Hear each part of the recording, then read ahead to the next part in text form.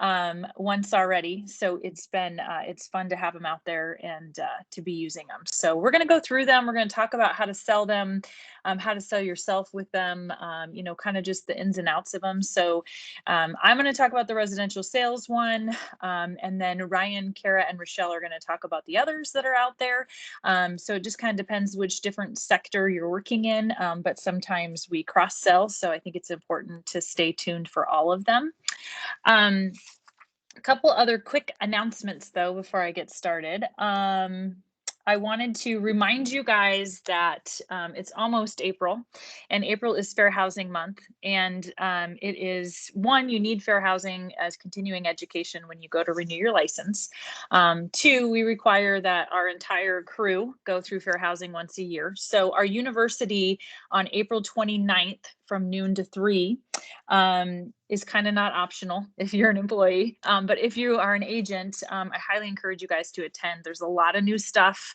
Lots of new changes have come out in the last 12 months or so, just as it relates to different things in our industry. So you'll want to attend 12 to 3. You get continuing ed. It's an R class. It's fair housing. So we'll have that. It will be via Zoom, so easy enough to attend, and it will be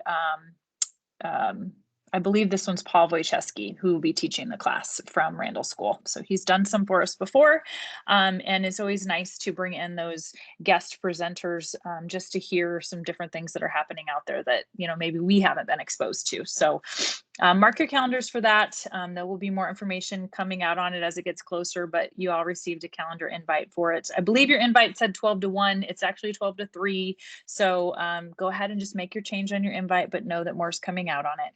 And then there is another university class on the 8th, which will be Clinton, and he's going to discuss kind of your bios, your elevator speeches, the pitches that you guys do when you're first meeting people, because I bet you there's going to be lots of opportunities here coming up real soon.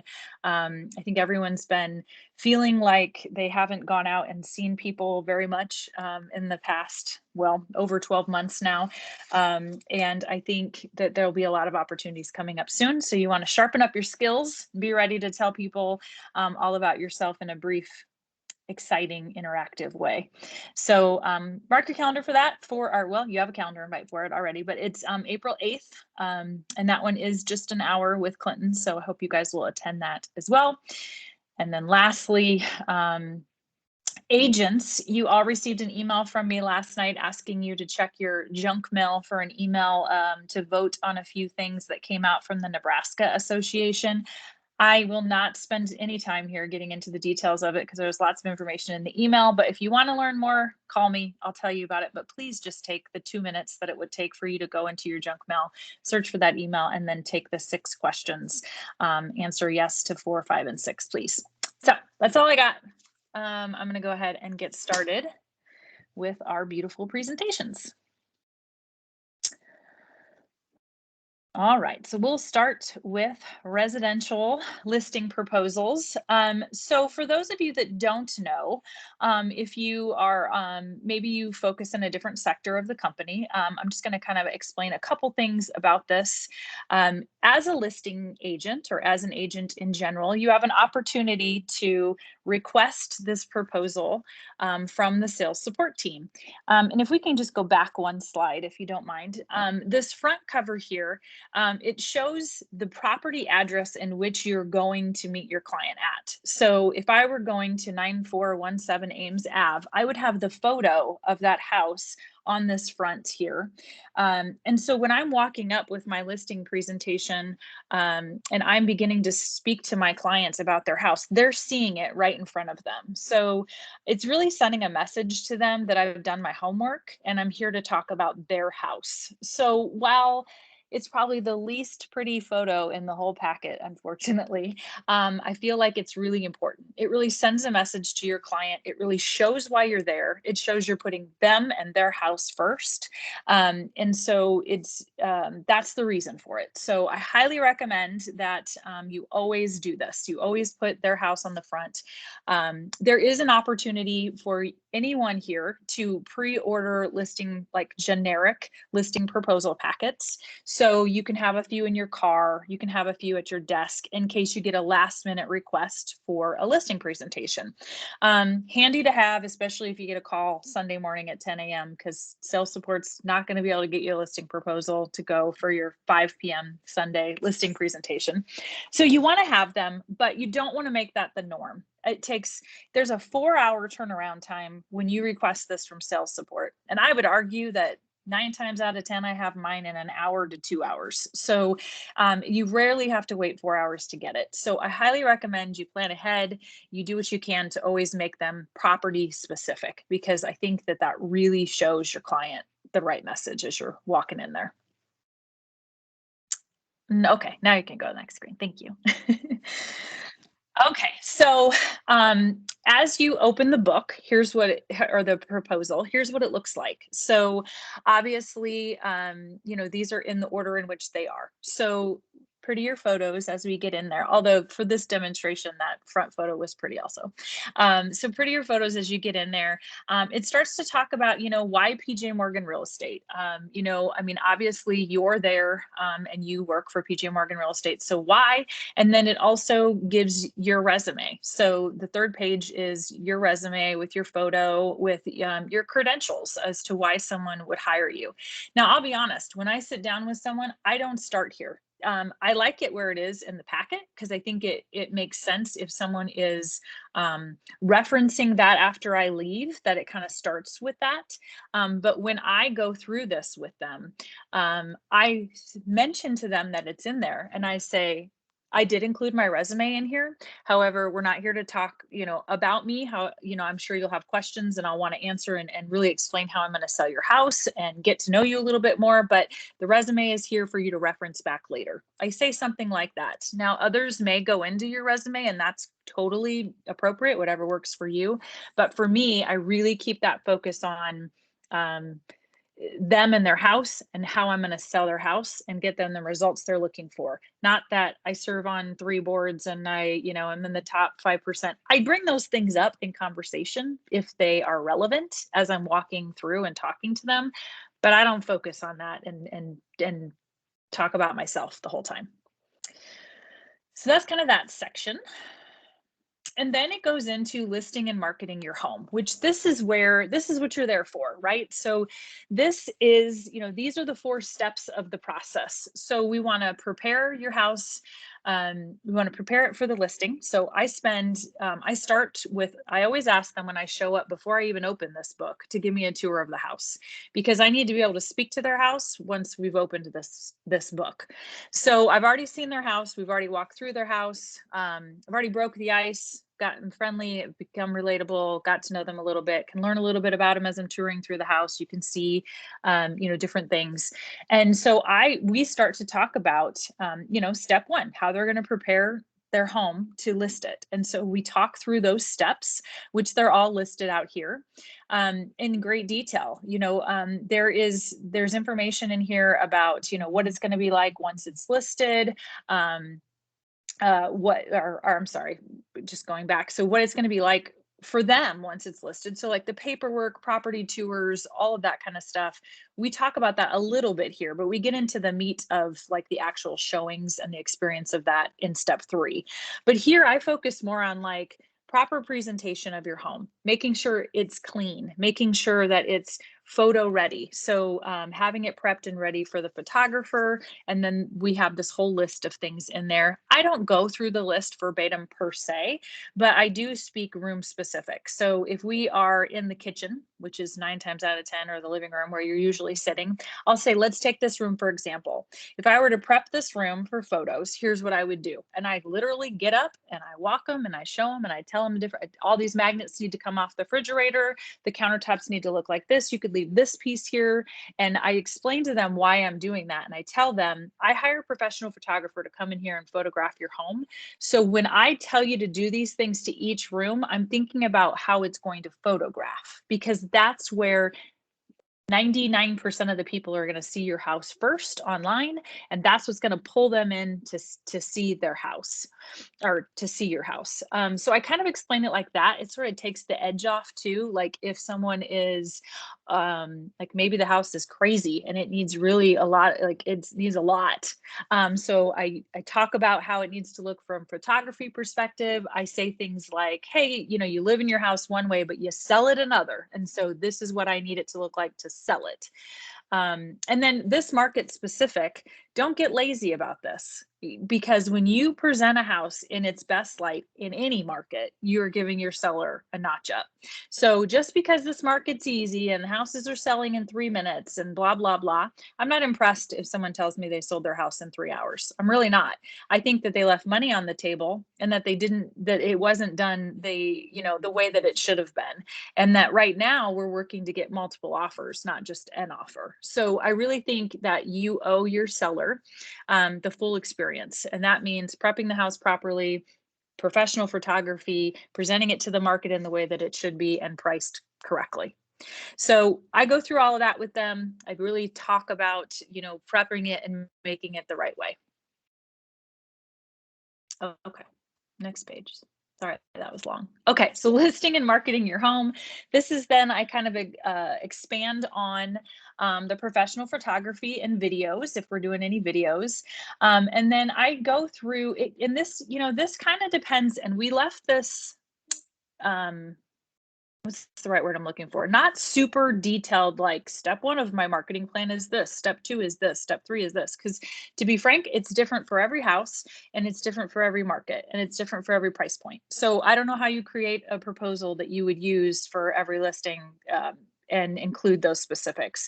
But what I do here now is I talk about their house specifically and take these pages and apply their house into the equation. So for your house, here's what I'm going to do. And I break it down from there. And I talk about, all the different aspects of how we're going to get their home sold and what I'm going to do.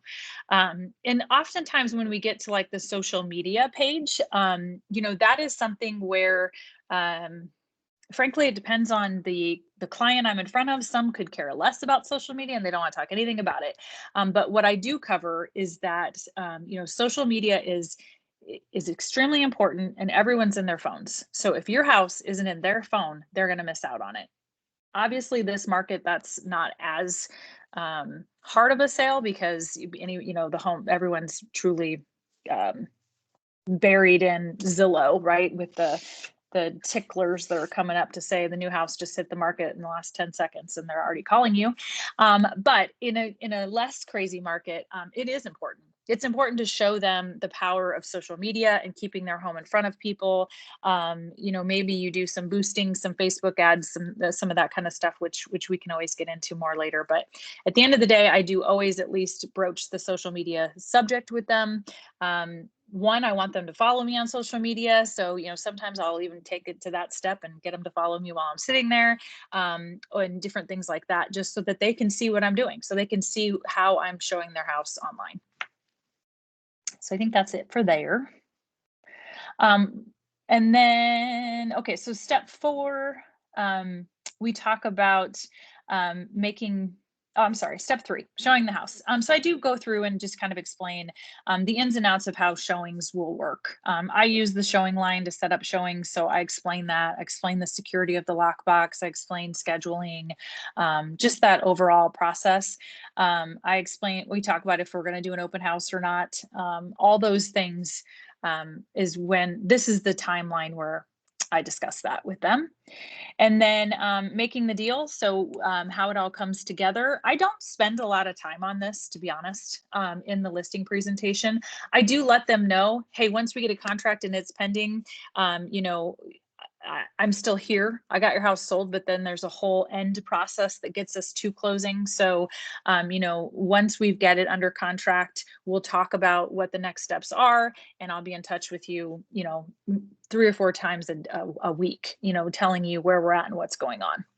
So just kind of let them know there that, hey, I'm still going to be here. But one other point you could touch in this section that I think is sometimes appreciated is the negotiation section. So there's a lot of value that you bring to the equation if you talk about your negotiating skills. So this is a good time to bring that up. Okay, sorry, go back to the next set there. And then this is where we have, and this is in every one of the packets. So it's not just in the residential sales one, it's in all of them. This discusses all of the all things real estate, the things that we do that you guys hear us say all the time. I will mention this as needed as things come up. I always draw attention to it in one way or another. At least I turn to the page and, the pages and say, I work for a company that does all things real estate. So please keep in mind if there's any other thing real estate related, I can help you with that. And then kind of depending, is there a way to apply one of these into what I'm like to make it relevant without stretching, I will sometimes bring up one of them as an example, tell a story, something like that, just to show them I know what I'm talking about.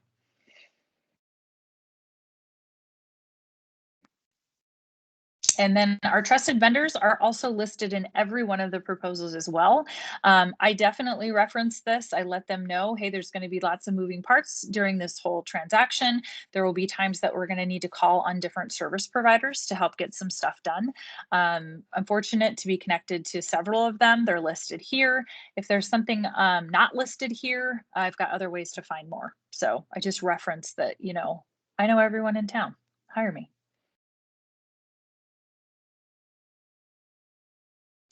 And then we have included in the new proposals, this is a new addition. It was not in the old ones.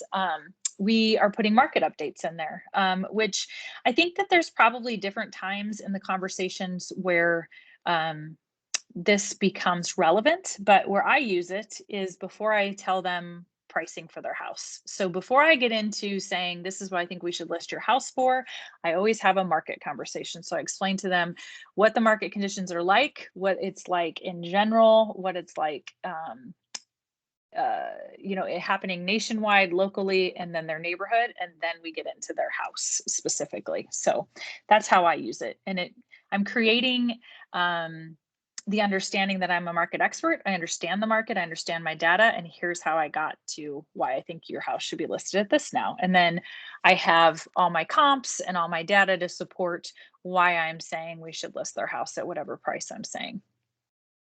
And then we end with this beautiful photo at the end with a little thank you with my contact information, and I leave that for them. I usually open the book to that page and leave it on the counter. So that's how it's left. I think that's all for my residential, if I'm correct. Yeah. Okay. Any questions on residential before we move on?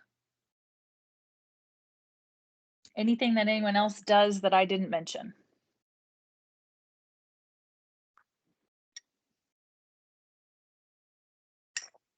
Perfect. Okay. Well, I will invite anyone who'd like to go on a listing presentation with me or want me to come on a listing presentation with you. I always learn a little something new, and I hope that I could share something new with you guys too. So if you ever would like to, just shoot me a text or an email or something, and I'll reach out when I get some and offer that opportunity. Or if you have some that you have coming up that you want me to come, I'm happy to come along. Oh, Susan, I thought of a question. Yeah.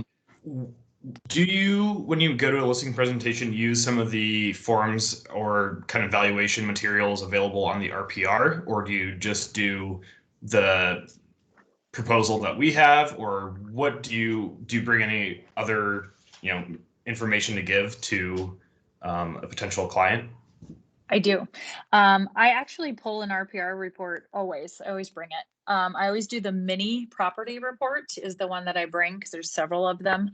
And so I have that as just one avenue for value.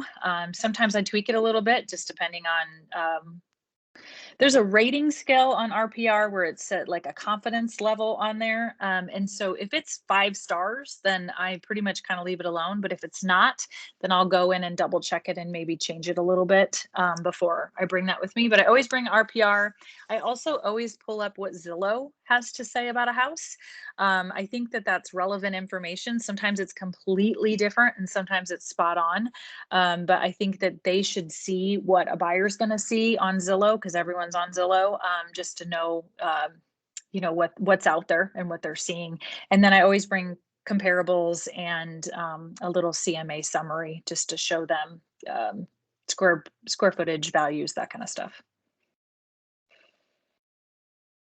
Okay, I'm going to hand this off to Kara. Hello. All right, so this is actually one of my favorite things to do here, is pitching management services. So going through the HOA, the cover page, this will really stay the same. There is a more detailed page about the association that you can include information and photos. If you are marketing to a specific HOA and having a meeting with the board members to talk about our management services. One way to get a copy of this is PM Support handles this. There is also a 4-hour turnaround time from PM Support to get a packet. I generally have a stack of them ready to go in my office in case I need to grab and go quickly, but also do try that if I've met with the board, I do try to get that association page in there to show them that I've done my research and I know the background on the HOA as a whole.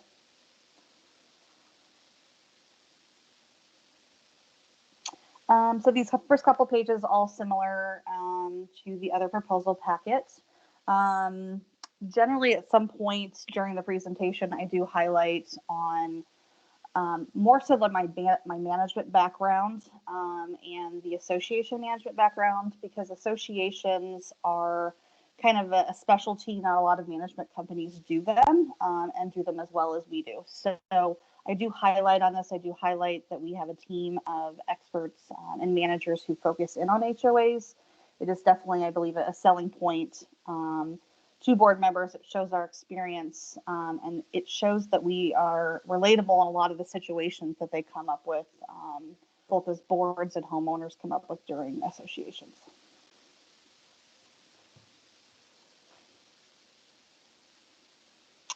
All right, so generally when I go to a presentation, I generally do take one other person with me. It's generally another property manager.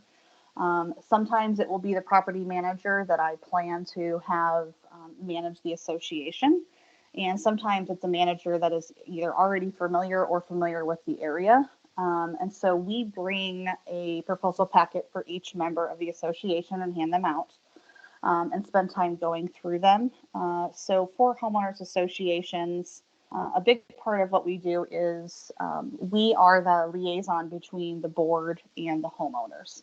So, we handle the collections of the association payments. We do handle contract bills.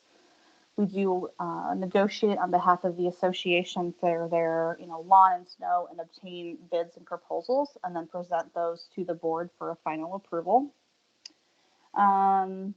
We do attend their board meetings and annual meetings. We help them in their preparation of that, which does include mailing out the notice to homeowners regarding the meeting, helping them with the preparation of their annual budget, and then helping them a lot of times run those meetings and providing the information to present to homeowners. In a lot of the associations that we manage, so you generally come across 3 different kinds of associations. You've got a homeowners association, which is generally annual dues, and a lot of times standard, the association is responsible for common area and entrances. They may have pools or ponds and park areas that they're also responsible for. So we do help with the management and oversight of those. And then you have townhome associations that a lot of times those are monthly dues.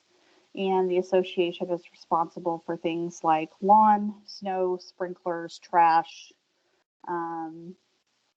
And we also help with We also have an ACH program that allows the homeowner to do an automatic withdrawal each month. And then we have a condo association. So on condo associations, it's a little bit more involved because a lot of times the homeowner is responsible for the walls in, but the association is responsible for everything else. So that's going to include your building, gutters, roofs, cement, lawn, snow. So there's a little bit more involved there. So I talk through all the different services and how we help out with each one of those. And then this last one here is the association specific page. So this is showing you the association, especially before you meet with them, that you've done the research and you are familiar with the neighborhood. We'll go out and take some photos. A lot of times we can find this stuff on the internet.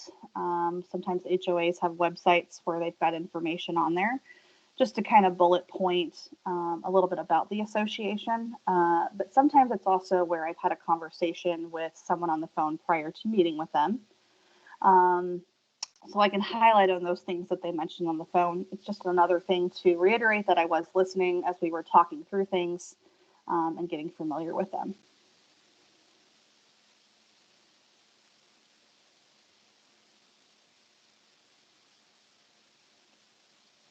So on all of our associations, each association has a designated page on our website. And so that features a picture of the association. It can have several photos. It will let the homeowners or public know who the property manager is for the association. And then it's also a spot where they can keep important documents. The standard is they would keep their covenants and bylaws, maybe like a collection policy or an architectural request form. But HOAs are able to also put things like budgets and meeting minutes on there. It's really an available site for them to put information for homeowners to get access to. And it's part of their management fee, and so they're not paying an additional amount to maintain a website. So as part of the services that we do for the association, like I mentioned, we are collecting their dues. All of the vendor bills come to us. The property manager approves it, and then that payment is paid. With the monthly associations, we do offer an automatic withdrawal. And then every month, at the end of the month, the association board is provided with a copy of the financials. And with the financials, we include a cover letter that explains, any expenses for the month, but then we also can talk through if there are delinquent owners, what we're doing to take care of those past due amounts.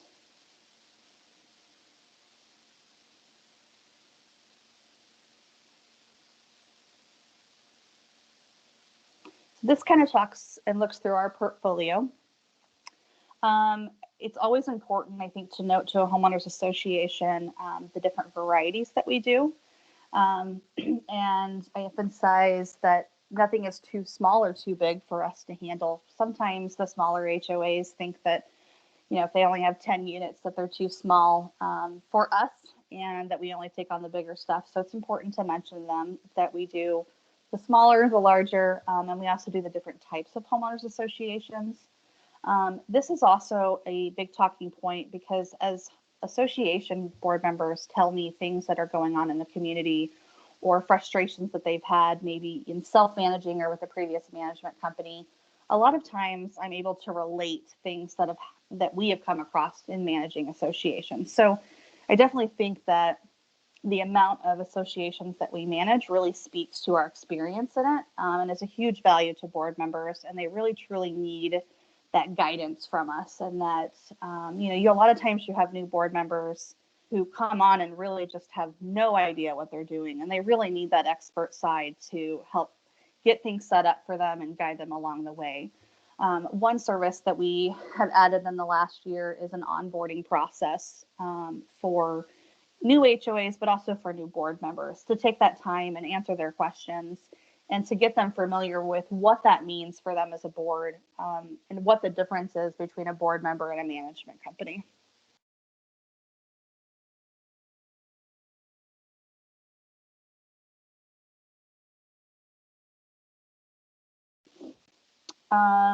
All services that we offer, I definitely highlight maintenance a lot in my pitches to homeowners associations.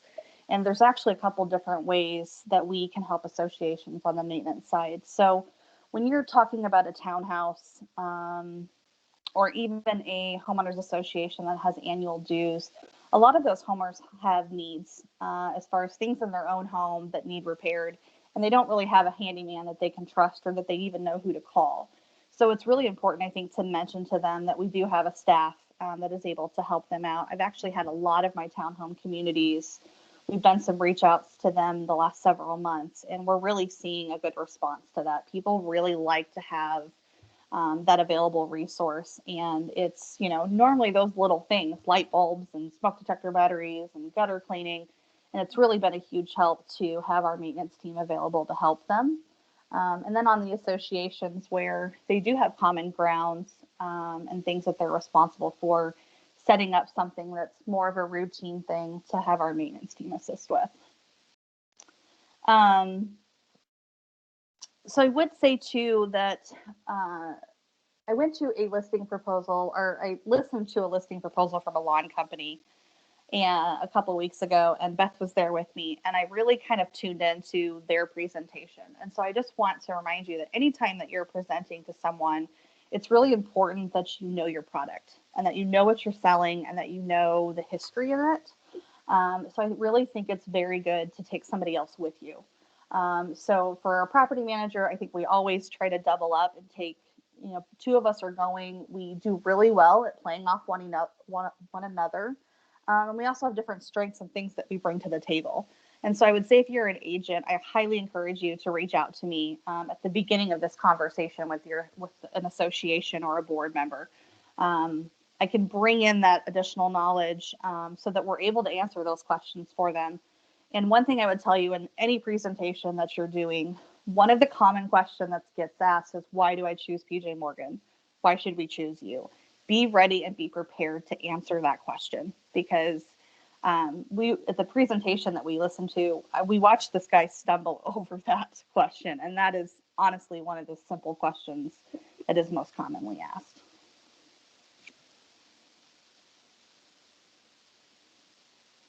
Ooh, Kara, can I put you on the spot? Sure.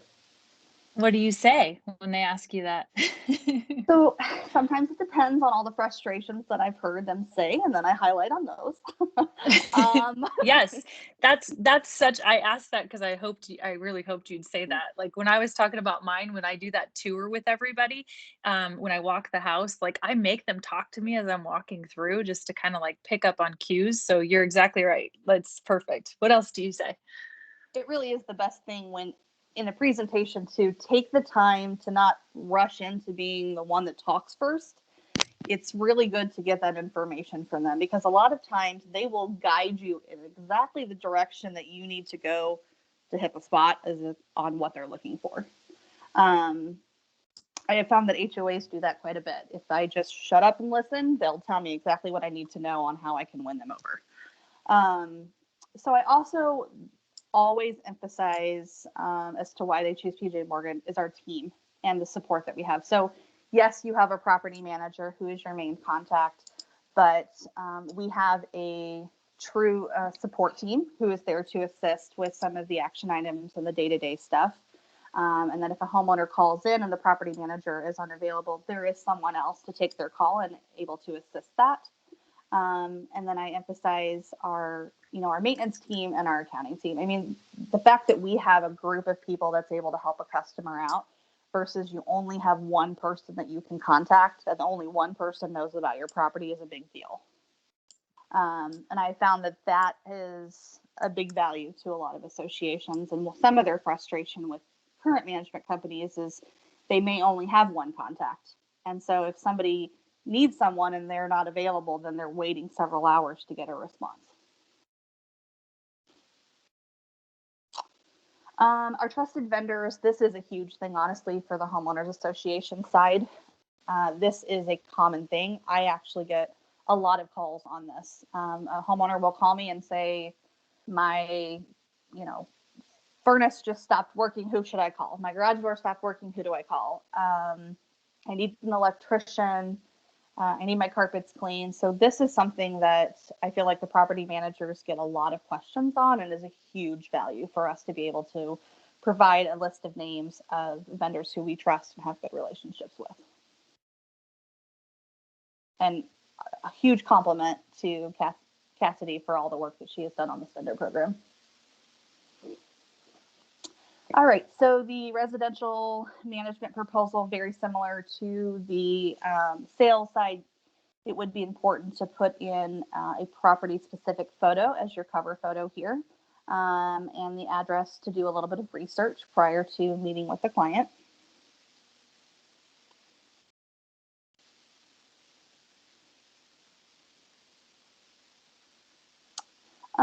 Same information on the first couple of pages.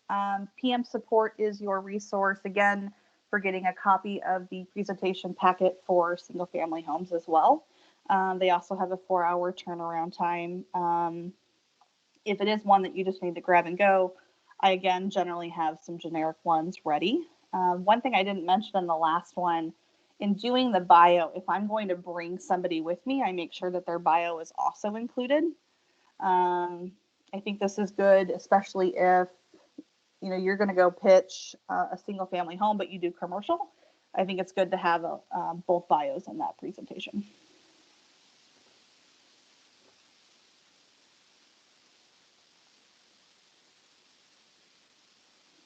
And then here is your information on the property. This shows again that you've done your research and that you are familiar with the home. Very similar on the sales side, we do professional photos. We do have, as a convenience to the tenants, we do have an online rental application option. We have a 24-hour emergency service, which is important, especially if they've got something going on after hours, that they can always reach someone 24/7. And then our tenant screening, this is definitely an important part of the single family side. So as part of our tenant screening, we do a credit check, verify current and previous landlord history, and then verify income. And income, we're looking that they make 3 times the amount of the monthly rental amount each month. And then once all this data is collected, this information is given to the homeowner on the final approval and decision.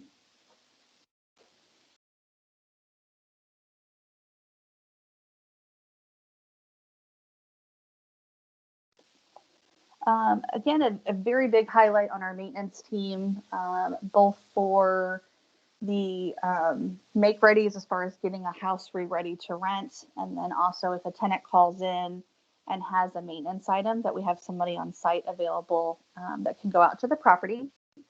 Maintenance is also another set of eyes for us when they're going out to the property. If they go to do a repair and note that maybe that repair was due to something that the tenant did, they will note that to us.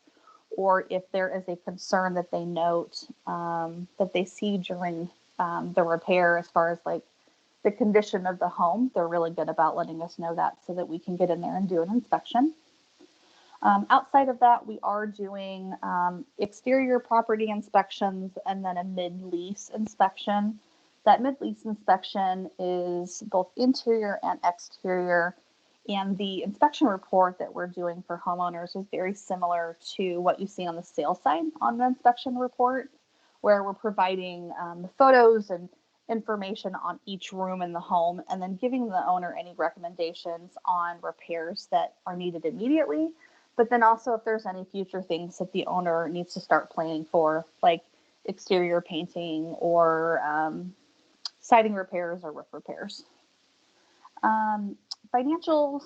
So we do the rent collection for tenants. We have a great option for tenants to be able to pay online. And rent's generally collected between the 1st and the 5th. Our accounting team does pay payables each week. And generally those payables go out on Thursday or Friday. Owners do have an option at the end of the month to either get a hard check or we can direct deposit into their account. And then with that, they will get a monthly financial statement with a cover letter. And the cover letter will then explain to the owner any expenses for that month. And we'll have information like the lease expiration date, rental amount, and then if there's any balance on the account.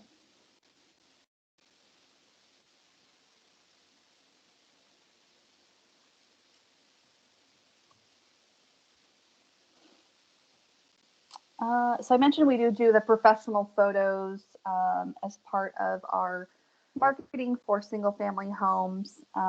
Sometimes when we get a property, there's a tenant already in it. So sometimes we have to make that decision if we need to wait until a tenant vacates before taking photos. A lot of times we do like to take the photos when the property is vacant and rent ready, and then we save those so that when that next tenant moves out, we're able to market, 45 to 60 days in advance with nice clean photos. We advertise on our PJMorgan website, where I feel like we get probably about 60% of the activity from. Outside of that, we do MLS, which then links to Zillow, Trulia, Hotpads. And we also do have a sign in the yard. Of course, there are some homes that were, due to the association rules, we're unable to put signs in the yard. But I think that a lot of times the owner will give us that information ahead of time. And then the maintenance side I kind of already talked through.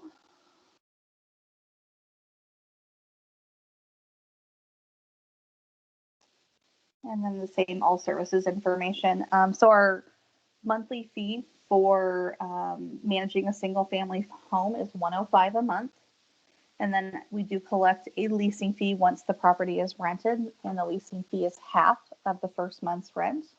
And then if that same tenant were to decide to renew, our leasing fee is a quarter. Very similar to the association side, if you have a client that's interested in renting out their home, please loop me in. I'm happy to go with you, and we can kind of go through a proposal together with your clients. I'm happy to kind of show you the start to finish on presenting.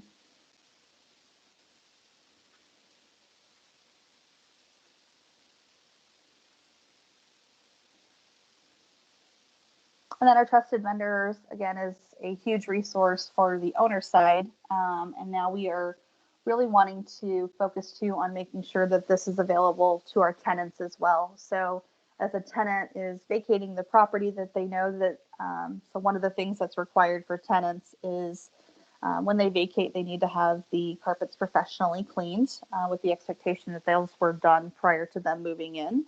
And so we want them to know that we have a couple people on our trusted vendor program who can assist with that. And that's part of a letter that goes out to them once they've given us their notice to vacate. So both the owner side and tenant side certainly can benefit from our trusted vendors program.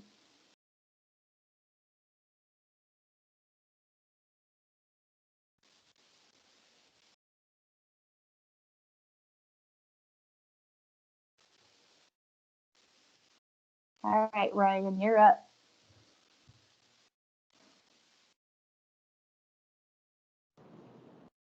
All right, I had to go mobile, so bear with me while I just a life in real estate, right? The glamorous life we live. So I guess I'm glad to go at this point in this because it's sort of repetitive at this point. So I can just go sort of quickly on some of these things, and I'll add value where I think it's important.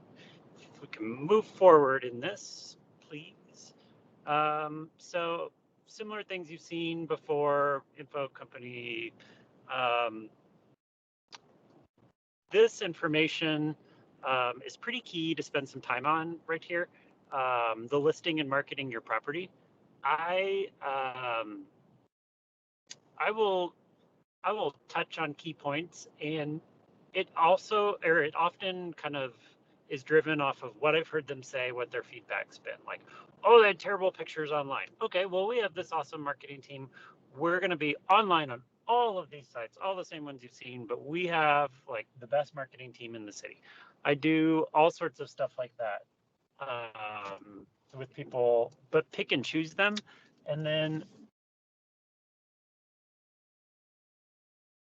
but the value we add is we don't, may not be the biggest company in town, but that's by design. We are specific about listings we want to work on, and that's how we can make this commitment of all of these things here to you. We tailor our commercial marketing and listings to the property. So it's not so standardized. These are the standard things you see us do, but then we go above and beyond. Drone footage, our writing, the way we all work together as a team. You'll rarely see one of our commercial listings with just one person. Often they're with a team. To Kara's point, that's a big deal. Commercial listings can take a lot longer in amount of time it takes to do a transaction. So you want to have your availability, can ebb and flow, and having two people always to be on it is something I always strongly recommend to people. And so if you're doing that, this is a good point to talk about that and how that's bringing value to the table. If you could skip to the next section, please.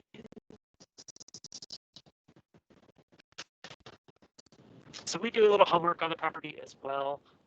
Try to, if you have time, grabbing our own photos is ideal. Sometimes we don't, but at least kind of as Susan mentioned before, the effort to show that we've paid attention to your property and done a little homework before we've come to talk to you. If you don't get that opportunity, of course, it's okay.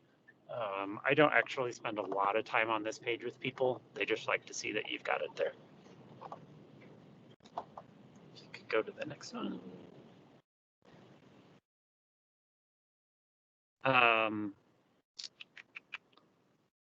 You know what? Could you go back to the marketing page? There's one more thing I wanted to talk about on that. Okay, so one of the other key things that I like to talk about here is all of these things really mean something important in terms of how we work with an agent network, how we get your sign up. I mean, recently we sold a piece of land same day listed because of the sign, which rarely ever happens, but it's a good example of why it's so important. The personal marketing touches, people don't always understand and read that and what that means. And one of the key takeaways that you should use when you're presenting this goes back to what I said about we don't actually take every single listing that comes our way. There are times we say no. We want to make sure we can add value. We want to make sure it's like a marketable transaction, meaning they haven't priced it double and we're wasting our time. Because what we're going to do is we're going to pick up the phone or pull out our email and start calling on everybody we can. We're going to call on neighbors. That's like 101 is call the neighbor. Hey, there's a sign that's going to be going up on that property. We've got it for sale. Colleen and I just did that on 84th Street with that little auto body shop. And one of the other neighbors was like, yeah, it's cool. It's on the wrong side of the street for me. But if you can get the property bought next door for me, I'd buy it. So now we're working for him. So that's good for us, but it's good for the owner too, in that they know, hey, like you're really going to pick up the phone and call people. And then we're going to come back, as it says, with progress reports and truly tell them, here are the people we've been working on. So, okay, we called on all the neighbors. Then the most obvious user is a similar one that used it before. So we've called on those people. And then here's some creative uses we've come up with who can be a user of your property and will pay highest dollar. So it's actually not so daunting to make cold calls, but so many people just don't do them. They're afraid of them, they're lazy. So really when we commit to the property, like when I commit to listing something, I commit to making the cold calls and actually doing it. And that is the biggest sales point you can offer to someone, is having that on this team. And then I think the other thing that should translate in this packet, but you need to speak to a little bit, is our creativity as a team. We are far and away the most creative real estate team in the city. So, taking a minute to talk about that can be talking about, Clinton and Kelsey. That can be talking about some of the projects we've driven. Really studying like where are signs up and about? And so how can I talk to those and make them shareable as part of my story? I always encourage people to take ownership of it. When I started out, that's what I did.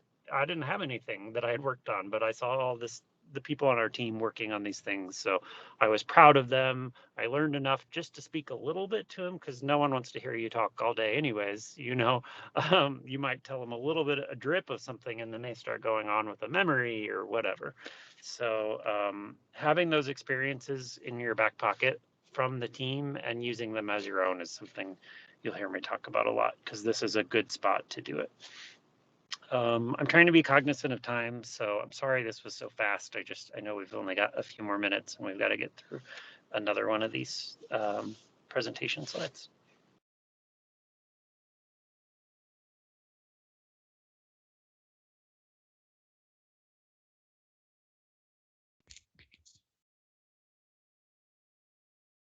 Hello. All right, commercial management proposal. So you're going to hear, I basically am going to say a lot of what everybody already has reiterated.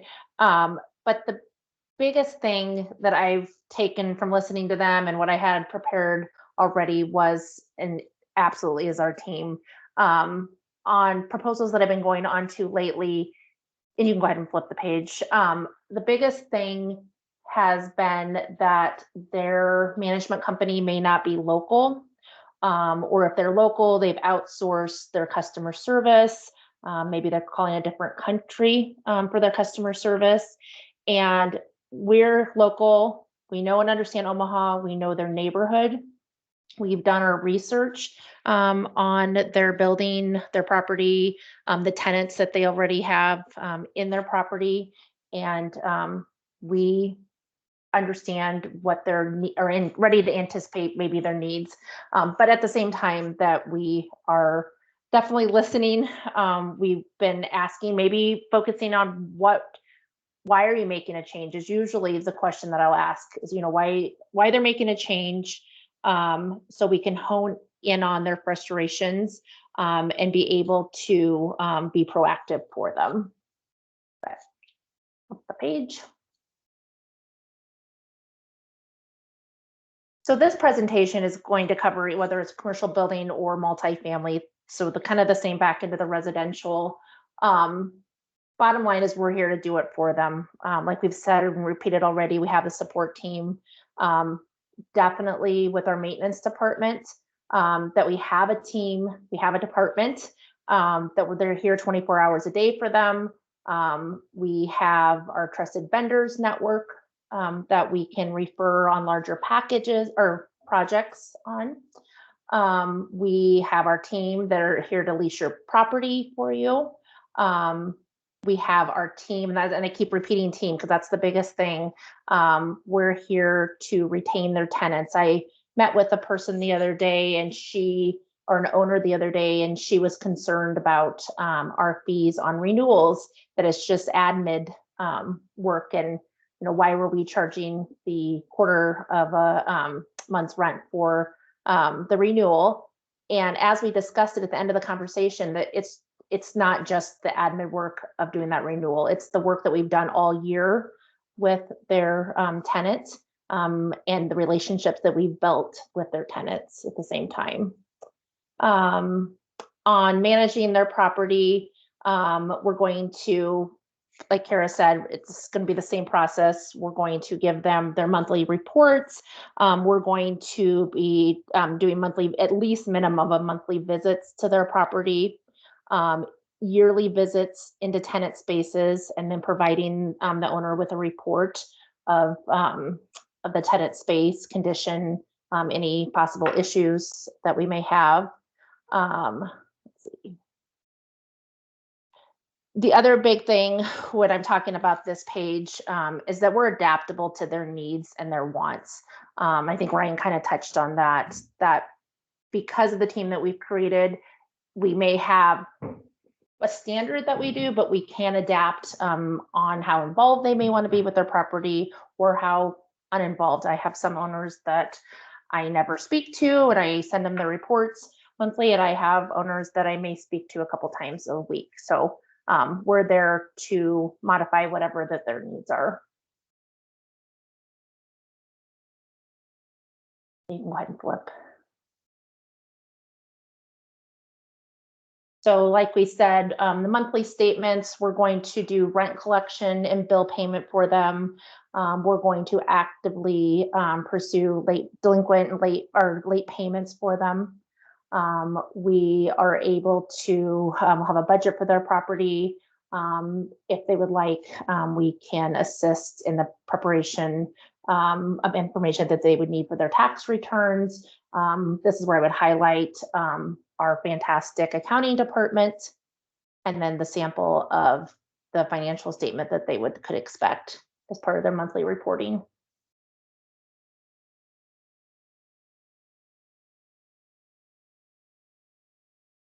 And they can flip one more.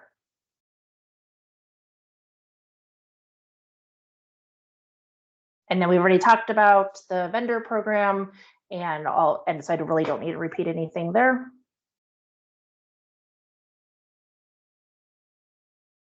And again, all of the services and everything that our team offers.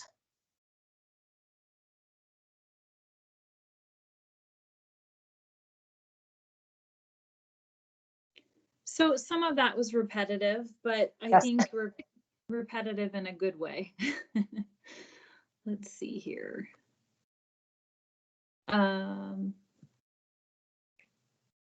If we can get out of that, click whatever, it doesn't matter. Rochelle, did you have anything else to add? I'm sorry, I felt like I cut you off a little bit. I thought you were done. I was jumping in to save you. You're good. Okay. I was watching the time. Go ahead. Yeah. So some of that was repetitive, but we felt like it was repetitive in a good way. So I hope that you guys stayed awake through it all. But, you know, I think some of the really big highlights there are that the teamwork is the dream work, right? I mean, there's a team that can come together for all kinds of good things to happen. I think on the residential sales side, we are less quote unquote team oriented when we go on listing proposals. But I will say that there are several times that I've done joint listings and had great success because of that as well. And it made more sense for me to partner up with somebody on the listing for multiple reasons. It could be as simple as, you know, I'll use Crystal as an example. Maybe it's a large listing in Bennington and I don't know the area very well and I don't feel confident I'm going to get it. And so maybe I'll ask Crystal if she would want to partner with me on that listing so that we have a much better increased chance of doing it because, you know, she sells so much and knows that area. So just kind of think about things like that. Sometimes there's a bigger benefit to getting half of a deal working with somebody than getting it all, or than getting none of it, I guess. And then also that vendor program and our maintenance team, I mean, they can be brought up in all kinds of scenarios. I recently called on our maintenance team to help get a listing ready to put on market. And it's almost, they came in, my client was like, this is overwhelming. It's like 8 little small things and 1 big thing. And I don't have the time or know what to do. And I was like, well, I can help. I can have our maintenance guys come out and just take care of the whole list for you. And she was like, please. And so that happened and it'll be ready to list in a couple days. So those types of things, just keep in mind, you do have them available for you to use. Don't back away from anything because you feel like you don't know it well enough. We are all available to call on us for questions. We specifically did our individual areas on purpose to kind of just remind you guys, you know, if you've got a commercial property management question, comment, concern, potential lead, something, visit Rochelle. She's the expert in that area. She'll help you. She'll probably go with you and get the deal for, you know, get it done. So those are the things we just want to remind you that we're all here and can help in any of those scenarios. Sometimes maybe you have a new listing and you're just not sure, a new commercial listing, you're just not sure how to price it. Bug Ryan, he's happy to help with those things. So any questions that anyone has? I know we're slightly over on time, but just wanted to answer any if you've got them.